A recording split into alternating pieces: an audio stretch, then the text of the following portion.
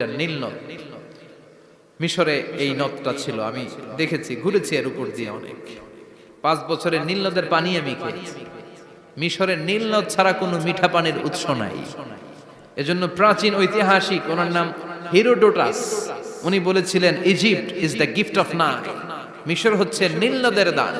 নীল নদ না থাকলে মিশরে কেউ থাকতো না। আল্লাহু আকবার পড়ুন। দুইটা নদী সিদরাতুল মুনতাহা থেকে জান্নাতের কানেকশন নিয়ে পৃথিবীতে এসেছে। একটা হচ্ছে ইরাকের দজলা ফোরাত নদী, আর একটা হচ্ছে মিশরের নীল নদী। সুবহানাল্লাহ পড়বেন না? 5 বছর আমি এই নীল নদের পানি খেয়েছি যখন মিশরে ছিলাম। সরাসরি না, মিশরীয় সরকার পাইপলাইন দিয়ে এই পানিকে রিফাইনিং করে জনগণের জন্য পৌঁছে দেয়।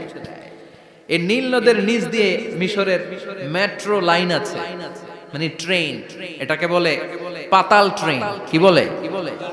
পাতাল ট্রেন। আপনাদের প্রধানমন্ত্রী নাকি একটা করবে শুনলাম।